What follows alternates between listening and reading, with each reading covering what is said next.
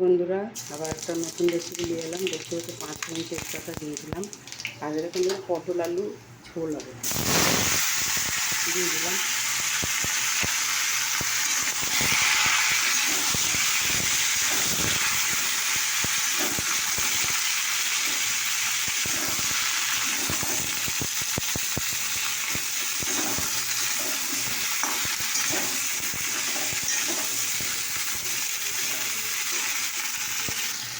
দেখতে পাচ্ছি বন্ধুরা, দেখতে থাকুন।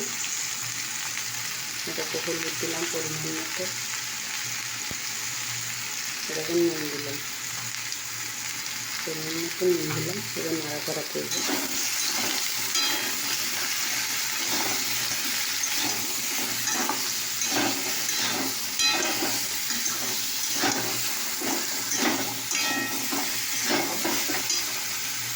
দেখো বন্ধুরা, নাড়া হয়ে গেছে, জল দিয়ে দেবো।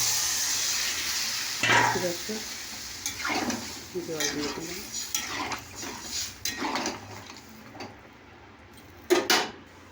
পরে আমি যেটা করবো তোমরা দেখতে থাকো। দেখো একটু জিরে গুঁড়ো দিয়ে দিলাম, ব্যাস। আর ঝালের জন্য একটু লঙ্কার গুঁড়ো দিয়ে দেবো, ব্যাস। এবার ঢাকা দিয়ে দেবো। তো দেখো বন্ধুরা, করলা দিয়ে দিলাম। দেখো বন্ধুরা,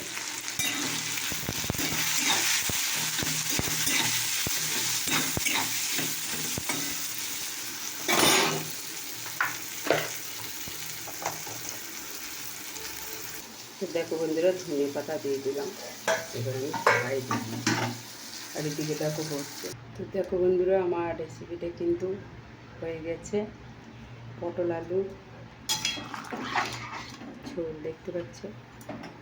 একটু ধনে পাতা দিয়ে দিয়েছি, জিরে গুঁড়ো হলুদ গুঁড়ো দিয়ে।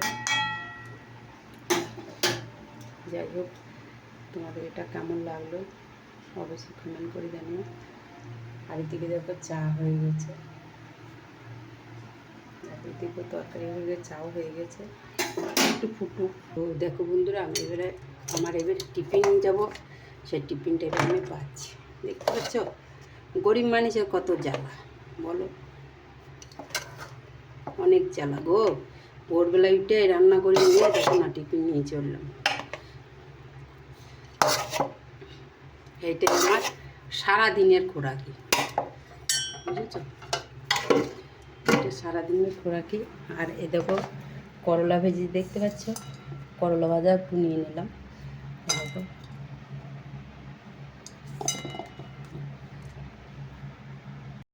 তাই দেখো, এবার আমি পটলের ঝোল নিয়ে নিচ্ছি।